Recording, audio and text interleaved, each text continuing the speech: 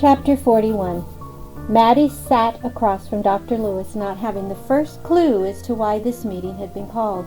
Over the last 20 years, they had remained not only boss and co-worker, but also very close friends, and she considered Dr. Lewis the father she felt she never had. He was much older than her and close to retirement. He had always treated her as if she were a daughter. He considered his words carefully when it came to Maddie to not hurt her feelings and to make sure she completely understood everything he said. It was a warm fall day, and Maddie was anxious for the cooler days to arrive. Although the gardener worked weekly on her yard, she was ready to dig in and begin winterizing her flower beds. Maddie wanted to go home. "Well, Jeff, what is this all about?" She sat anxiously awaiting his answer. "It's important that we talk, Maddie," Dr. Lewis said.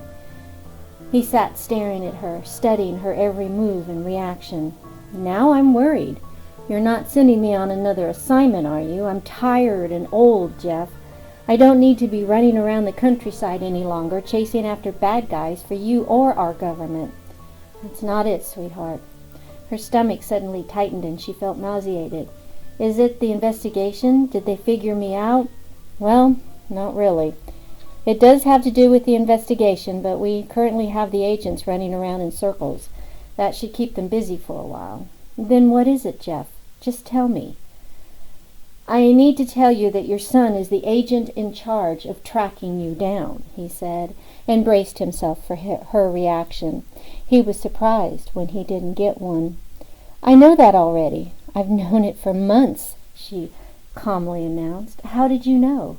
"Toby called me for my advice, so I gave it to him. He was so far off that I didn't feel there was anything to worry about." She sat back on the couch, relieved now that this was all Dr. Lewis was worried about. "Maddie, you don't understand. They're not that far off. They know quite a bit about the actual facts. I'm not sure how much longer we can keep them busy. They even know how the senator was killed. Although they do have you on tape, they can't make out who it is. Maddie, I'm worried. And we need to decide on what to do if they figure out it was you in association with us. Damn, how could you have left that negligee behind? Damn it, Maddie, your DNA is on it, for Christ's sakes." Maddie sighed. "I'm going on vacation with my husband, Nate, and I'm taking my grandchildren. I don't want to be bothered by this stuff anymore. I'm finished with my assignments, and I've helped my country. It's my time to enjoy life, and my country's time to help me." She stood to leave, but hesitated and added, "Call me if and when they put the pieces together. But remember, he is my son, and he will eventually figure it out." "Then what will you do?" "I'll have to cross that bridge when I come to it, but for now, call me Grandma." Maddie left Dr. Lewis's office, concerned as to how much time she had before Toby solved the puzzle. But she certainly wasn't going to let Dr. Lewis know how concerned she really was. Chapter 42. The agents regrouped at the secured office at Ultratrans Corporation. Each held information they were anxious to share. Each was ready to display their goods, just like children ready for show and tell at school. Thomas looked around the room at his proud agents, Carey, Dr. Thurston, Snyder, and Owens. The five of them had become very close since the beginning of this investigation, especially since two of his other agents had been severely beaten and hospitalized. He smiled and took a sip of his coffee. "Okay, let's get down to business, but first I want to give out the rest of these." He reached into his brown hospital bag, which was beginning to show signs of wear, and gave the doctor and Carey their toys. "What's this?" Carey asked, examining the small box with lights. "A bug detector, and it works," Owen answered. "We've detected bugs in our cars and homes," Thomas announced. "Be sure to keep this on whenever you talk about the case, and if you detect anything, let me know immediately." "How will we know when it detects something?" Dr. Thurston asked. "Oh, you'll know," Snyder grinned. "Yeah, you'll know," Thomas agreed. "It beeps and the red light comes on. Otherwise, it just stays green. Just be sure to keep lots of batteries around. It eats them up like candy. Now, let's get down to business. I'll go first. and we can play it by ear for the rest. Thomas stood and placed his brown hospital bag on the table.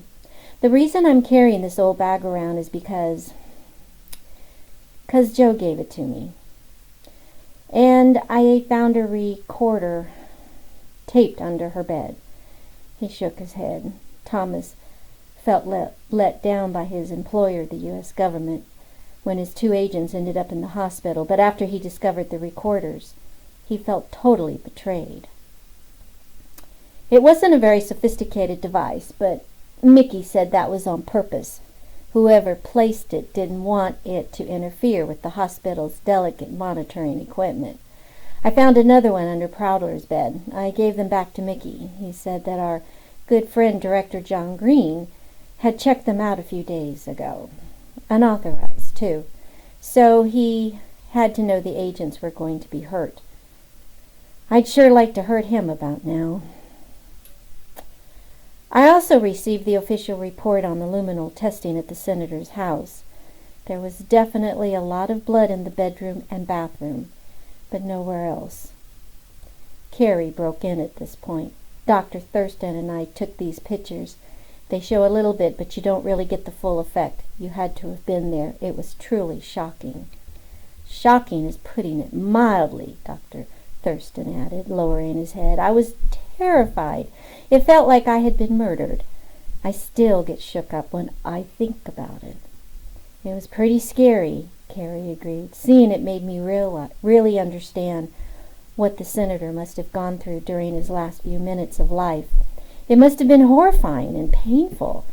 Who could be so cold-blooded? It would have been more merciful to have shot the poor bastard. I was amazed. Her smile left her face, for she had really felt sorry for the deceased senator. Shit, he knew he was dying. The agents glanced through the pictures and were horrified at what they saw. It was shocking just to look at the small photo, so Thomas understood what his 2 agents had endured in Ohio. Good work, guys, Owens said as he pinned the pictures on the wall under the murder scene. That Maxine Thornton was one hellacious lady. Well, actually, Dr. Thurston said, one dead lady. What? Thomas asked.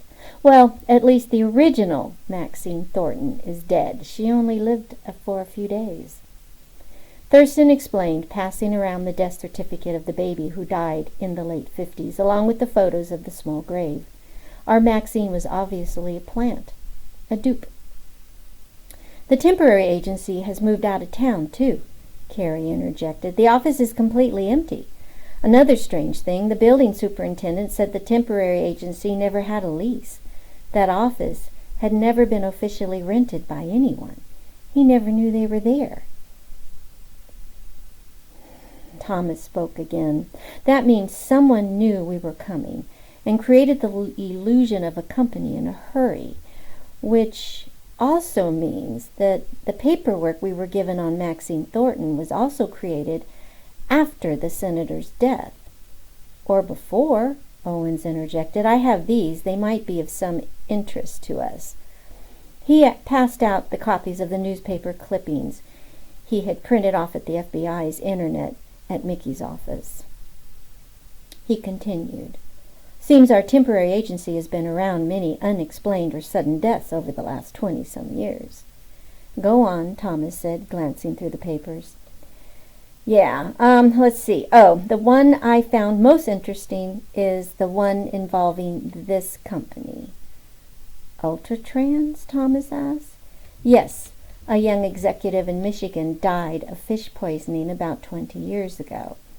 It seems he'd been in trouble with his company because of some of the office workers he'd been dating filed rape charges against him. Another one disappeared, and they never found her body. A lawsuit from the rape victims cost the company a small fortune. So maybe we're starting to get somewhere, Thomas mused aloud, mostly to himself.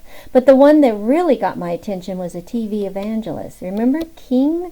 He died of a heart attack about the same time. I would have been too young, Thomas said, reading the article. I was too, but I remember reading about it, Snyder said. Healthy man one day, dead the next. But what connects it all, Owens continued, is that each place had a temporary girl working for them during that time. The girl left almost the same day the two men died. That's a little too coincidental, if you ask me. Any others? Thomas asked. There's a lot. So many I couldn't print them all. It would have taken too long. But they're all over the country.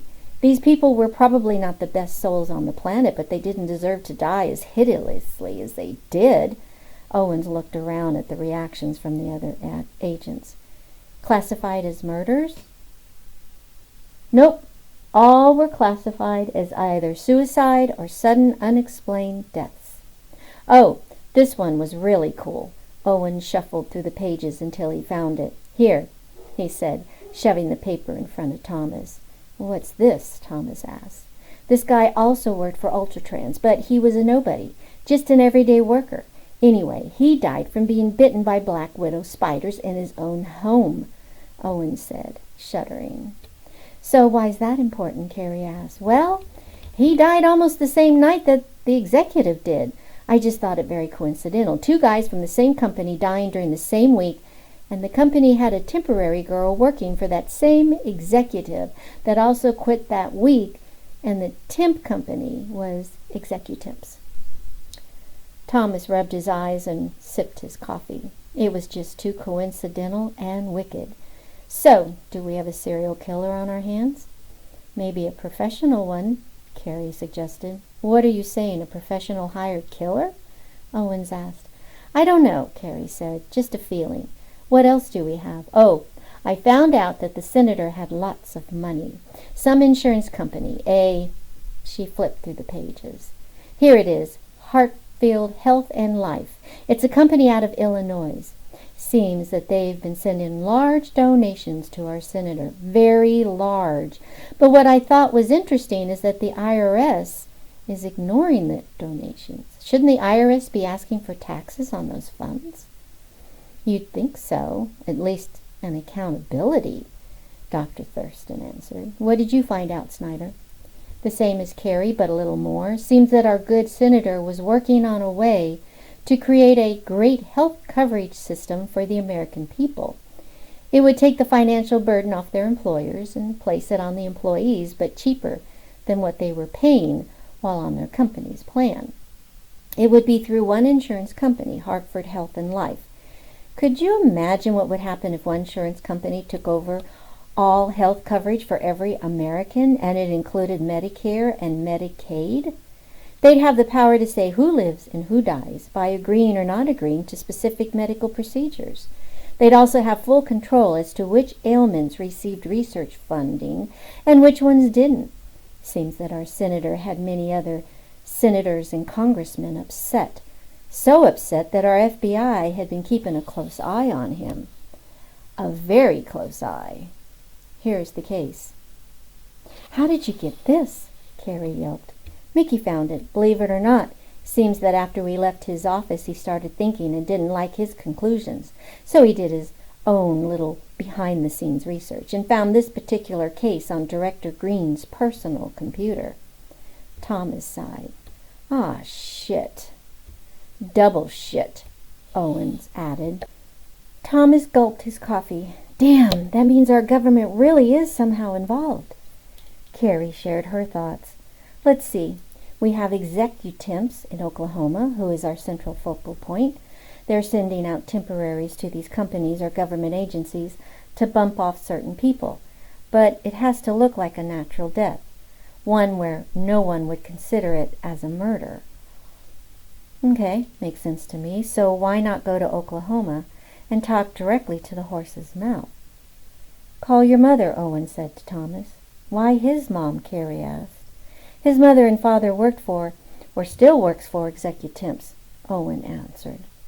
Holy shit, no way, Snyder said. Do you think she's somehow involved? Carrie asked. Never, my mother isn't like that, Thomas snapped defensively. Can you call her and ask her some questions? Owen asked. I wouldn't know what questions to ask. Thomas was getting a little perturbed at the conclusion his agents were coming to. Besides, she and my dad took my kids on vacation. They'll be gone for a couple of weeks. Disney World, you know, what most grandparents do. Thomas, didn't you say you moved around a lot when you were little? Carrie asked. Yeah, so what? Where did you live?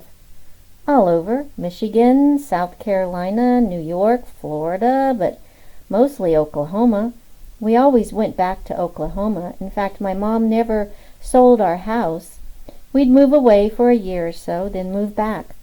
I always thought it was because she never really got over my dad. Your dad? I thought they were still together, Carrie said. My real father. He was murdered when I was young. My name used to be Olson, Thomas Olson. Carrie made notes in her book. Dr. Thurston decided to interject before they issued a warrant for Thomas's mother. All right, guys, what if we take another approach? Let's go back to where these other people died and reinvestigate those cases. Nothing deep, just look into them. Let's see if we can get a profile on the temporary girl or girls. There may be more than one. Maybe we can make a connection somehow. Maybe it's just a weird coincidence. But let's not run off to Oklahoma or call Thomas's mother and accuse anyone of anything until we know more. Good idea, Thomas said, relieved. Owens, work on what you have and give us a list of places to go and investigate further, Thurston added. Great, off we go again, Carrie said, still working on the puzzle that nagged at the back of her consciousness. Chapter 43. Carrie stood looking in amazement at the compound of the late David King. Even though it had been over 20 years since the man's death, the religious facility was still as financially strong as ever and running just as smoothly as if the man was still alive. The manicured lawns and huge, impressive buildings were absolutely beautiful. The trees were old and massive and created vast amounts of shade over the exquisite lawns. Carrie was impressed. As she entered the administration building, the beautiful painted murals and the large statue of the Virgin Mary with the angels protecting her from above was awe-inspiring. Now I understand why people feel they should send in money, she thought. This place is amazing. She entered the double doors at the top of the stairs and entered into a large setting room. A woman immediately approached and asked how she might be of service. Carrie flashed her FBI badge and introduced herself. She explained what she was looking for and was immediately directed to the personnel office in another building. Although she enjoyed the walk through the gardens on this warm fall day in Georgia, Carrie was a little annoyed at being escorted from the administration building. It was early fall, and the trees had not yet dropped all their leaves, and it was a wonderful sight to behold, very inspirational. Carrie said aloud as she strolled. The swans were in the large pond searching for food in the mud below, and birds were flying swiftly overhead from tree to tree. Small squirrels were running up and down the large trunks, ready for their homecoming for the winter. Carrie found the personnel office and asked to speak with the supervisor. She was escorted to a small office down a narrow corridor and introduced to Mr. Webb. He was a mousy little man, only about 5 feet tall. He wore thick glasses and seemed very meek and mild. Carrie figured he was probably in his early 30s. She explained why she was there, and Mr. Webb was all but too eager to help. "Let's pull the files, shall we?" he said as he stood and walked to the cabinet. "I'm told you're interested in a temporary girl we had here about 20 years ago. That was way before my time."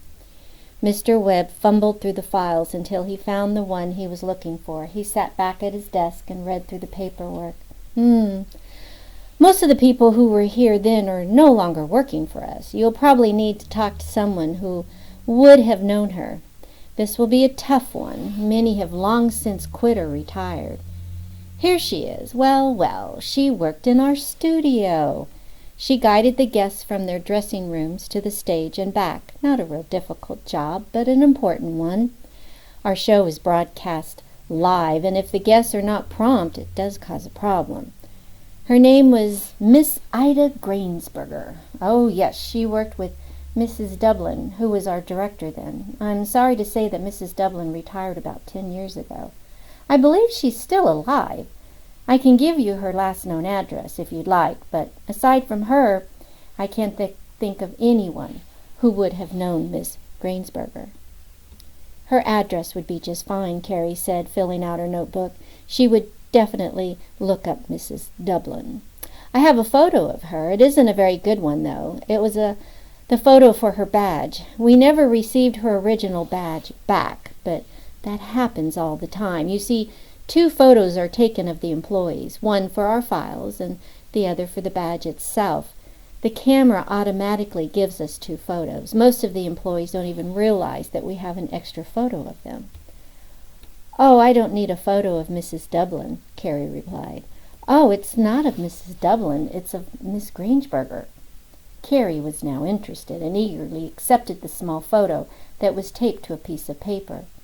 It wasn't a very good picture, and it was only an inch square. The woman had long, dark black hair, and even though the photo was tiny, Carrie could tell she was beautiful. Excited with her find, Carrie left with the photo and the file on Miss Grainsberger. She also left an FBI receipt with Mr. Webb, promising to return the materials when they were finished with the investigation. The drive to Mrs. Dublin's house wasn't far, and Carrie enjoyed the neighborhood shaded by large oak trees. She calculated that Mrs. Dublin would be in her early 70s by now. When she arrived at the address, Carrie sat in her rental car, wondering if her recent conclusion about Thomas's mother were correct, and if they were, how would he ever handle what the future would hold for him and his family? If this was a picture of his mother, Thomas would soon have some very hard decisions to make. Carrie walked up the broken path to the small, quaint house and rang the bell. A little dog barked from inside, and Mrs. Dublin glanced out the window before opening the door. "Yes?" Mrs. Dublin asked of the stranger, looking back at her. Carrie proudly displayed her badge and introduced herself. "Mrs. Dublin, I'm Agent Clark of the FBI. May I speak with you, please? It will only take a few minutes." The old woman looked confused, but slowly opened the door. The dog continued to bark, and Mrs. Dublin scooped him up protectively in her arms. "What an adorable little dog," Carrie said. "He is a sweetie," Mrs. Dublin answered. "Please come in and have a seat, Agent Clark." As soon as they were seated, Carrie said, "I'm sure you're wondering what I'm doing here." "Yes, I am. I'm 77. I'm an old woman, and I don't go out much anymore, so I don't know what information I could possibly have that the FBI would be interested in. I mind my own business, and my neighbors do the same." The old woman petted her dog as she tried to sniff Carrie from Mrs. Dublin's lap. "Yes, ma'am, I understand." She jumped right into the questions. "We're investigating Miss Ida Grainsberger, a young woman you worked with a long time ago." "Oh, I remember her. A dear little thing. Yes, it was a very long time ago, Agent Clark. Over 20 years, I believe. Maybe even closer to 30 by now. What do you need to know about her?" "What do you remember about Miss Grainsberger?" Carrie asked. "Oh, she was a real beauty and very shy. She made no real friends while she worked for us." "Do you remember how long she did work for you?" "Oh, let me think. Maybe 5 or 6 months. Not very long at all. I remember she started in the fall but left right after Mr. King's untimely death. Oh, what a horrible and sad day that was. The whole ordeal really bothered her, and she just couldn't handle working on the compound after that. He was so sweet to everyone, and Ida really took a liking to him." Mrs. Dublin continued to pet her dog, who had finally settled down to sleep. "So Mr. King and Ida knew each other?" Carrie continued to take notes. "Not really. Like I said, Mr. King was sweet to everyone. I do remember I warned Ida to stay away from him. He liked the young ones, you know, and I didn't want her getting hurt. Ida was just too innocent for her own good. Her parents had recently died, and she was trying to make it on her own. Such a sweet girl." "I see. So you never saw her and King alone?" "Absolutely not. That would have been forbidden," Mrs. Dublin replied. "Why would it be forbidden?" "Mr. King was always surrounded by his protective guards. They wouldn't have allowed someone like Ida to get near him. Mrs. Dublin looked shocked that Carrie would not have automatically known that. Someone like Ida? A regular person. A commoner. I see. Are you saying that Mr. King had affairs with young women?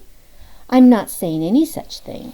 He just liked the pretty young ones. That's all. You decide what you will. I wanted to make sure that Ida didn't get hurt. Was that so bad of me? Mrs. Dublin continued to stroke her pet, who was now oblivious to the rest of the world. No, not at all.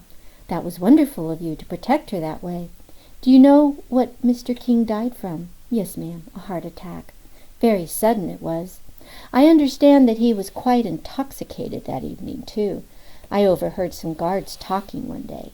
It's not that I listen in to other people's conversations, but sometimes one cannot help but overhear things from time to time.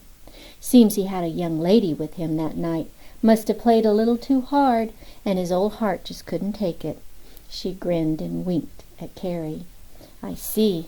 Could Ida have been that girl, Miss Dublin? Carrie asked, ignoring the wink. Never!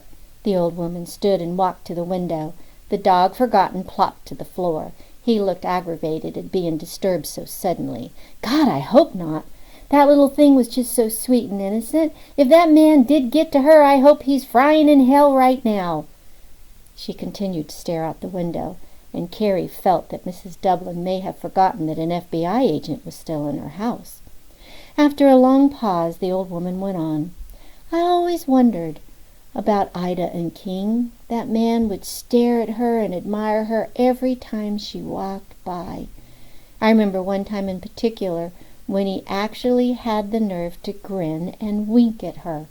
It made me very nervous. It was like he was after her or something. He was flirting with her in public, he was. She paused again to consider her thoughts. He was married, for Christ's sakes, and had 2 grown children. I hated working there. It was so hypocritical. I hated it even more after his death. He became a martyr, you know. I was so happy when I was finally old enough to retire and get the hell out of that place. It definitely was not a place from heaven.